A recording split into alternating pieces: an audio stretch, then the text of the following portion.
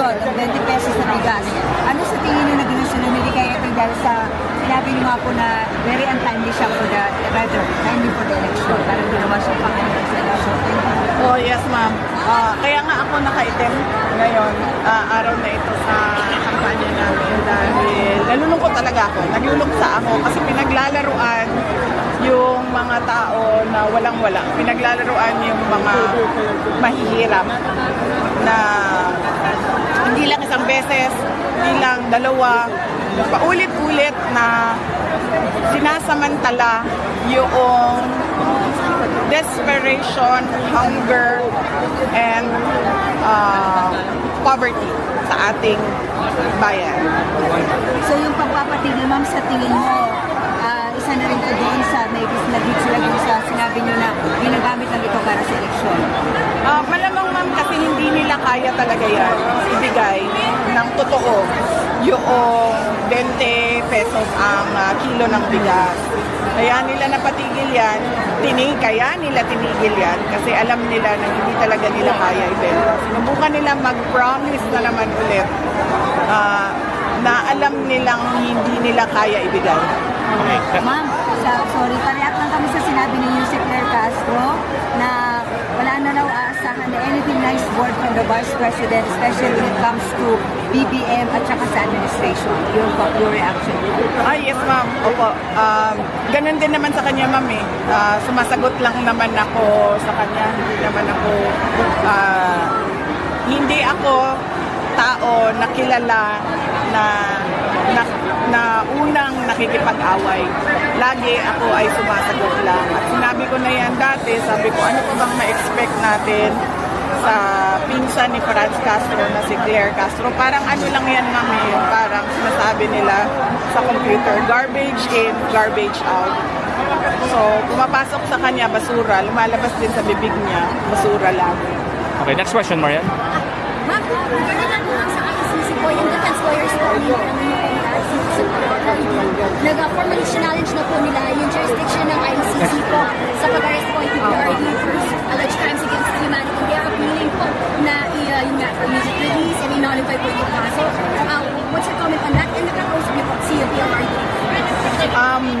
Napag-usapan yan noon ilang beses yung jurisdiction issue at ngayon ay nakalagay na officially sa ICC website yung pagbabasura ng kaso dahil sa kawalan ng jurisdiction ng ICC at sa immediate release ni Pangulong Duterte.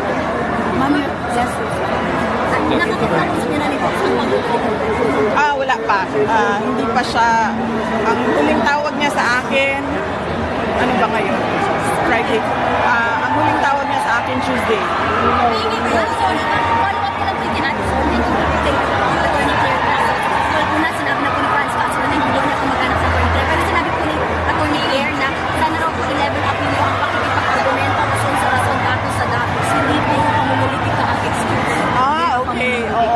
Dapat sinasabi niya yan na sa sarili niya kasi siya yung unang-una na mumulitika gamit ang opisina ng Office of the President. Nakakahiya sa buong mundo na ganyan yung nagsasalita para sa opisina ng Pangulo.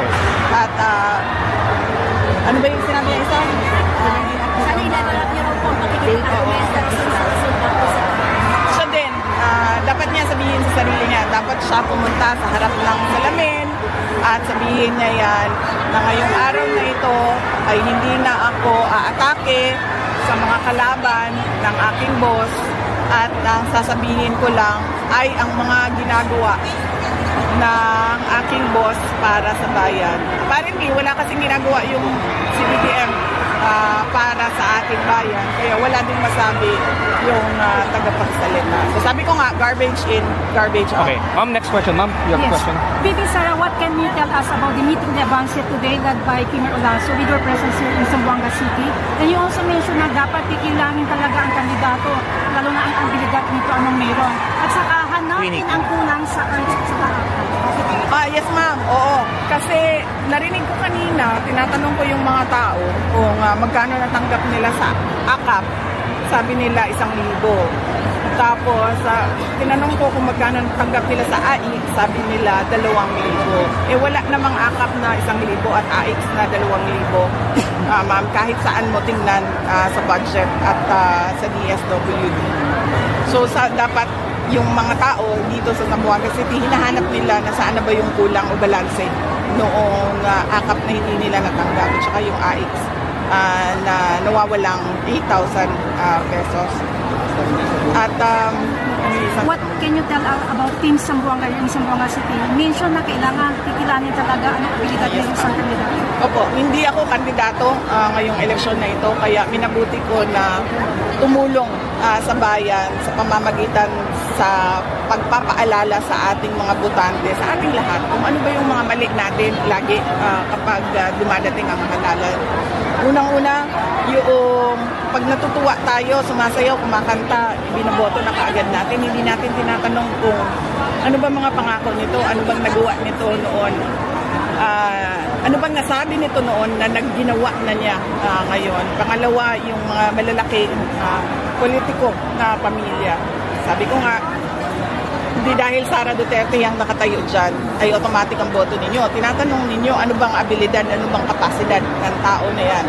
At pangatlo, yung paulit-ulit ma'am na vote buying. Nakailang eleksyon na tayo na tumatanggap ang mga tao ng 100, 200, 500, 1,000. Pero ganito pa rin ang bayan natin. In fact, worse. Mas malala pa yung problema natin ngayon sa illegal na droga, sa kriminalidad, sa kagutuman, ma'am, ng mga tao at sa kahirapan. Next question, Queenie Casimiro, ABS-CBN. Your brother is elected.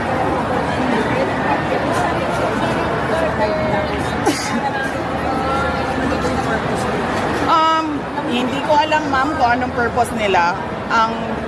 Pwede lang ako manghula kung ano yung purpose nila. Ang purpose nila, ma'am, is maggulo sa election namin sa Davao City. Okay, Alex. Ang mga sabi mag-rate sa bahay mo? Hindi ako nagsabi na merong mag-raid. Sabi ko nga, pwede lang ako manghula kung bakit dumating yung mga SAF at mga CIDG personnel. Dahil malapit na ang eleksyon, malamang para manggulo. Okay, last question, Alex. Times of London. Alex from Times London. Are you confident, Madam Vice President, you'll get the votes you need in the Senate for the impeachment trial? Are you confident you will get the senators elected you need to help you in the impeachment trial? I've not been thinking about that. I leave it up to the lawyers to prepare for the impeachment. They've been preparing for it since the moment one of the members of the House of Representatives announced that there will be an impeachment, and that was October 2023. So right now, I leave it up to the lawyers. Some commentators are saying that this election is because of the impeachment trial is a fight for your political life, your political survival, because you could be barred. Do you see it that way? No. No. As I said in the stage earlier, I will not talk about my impeachment because people might think that this is about my interest.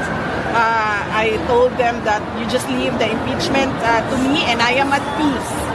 I am at peace whatever the outcome of the impeachment trial will be, whether it be acquitted or guilty. I have already accepted that, the two possibilities.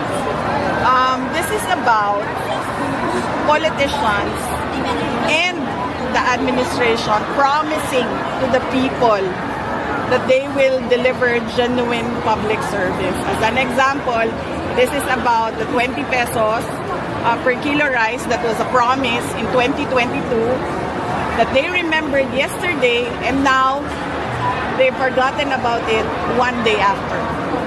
So this is about the hungry, the poor, and the oppressed. Okay, When you mentioned kanina po sa stage about this big political catalyst, ano yung thoughts po sa pagpapasa ng anti-political dynasties?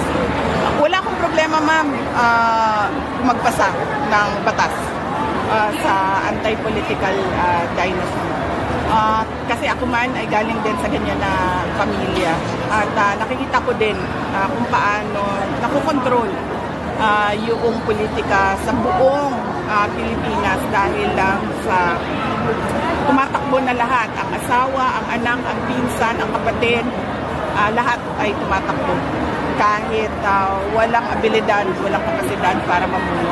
Ma'am, latest sa Davao, yung mga, amidst this mga issue na maguri ng CIDG, saan sa tingin niyo po ito ng babae? Yung ibang sinasabi could be from your local microphone. Last question. Davao, although PNP has already denied the said raid from CIDG. Well, sa raid, wala akong information. Pero kung meron mang raid, hindi din ako magtataka. Dahil nakita naman natin kung paano ang pulis sumasali sa partisan political activity. In fact, pagdating natin sa impeachment, napakita namin lahat ng ginawa ng PNP sa akin with pictures, with witnesses, with evidence na ginagamit ang Philippine National Police sa politika. So, hindi ako magtataka. Mag-raid sila, magtanim sila ng ebidensya dahil meron naman tayong Arnie Teves model na ginawa na nila sa isang kalaban din nila sa politika.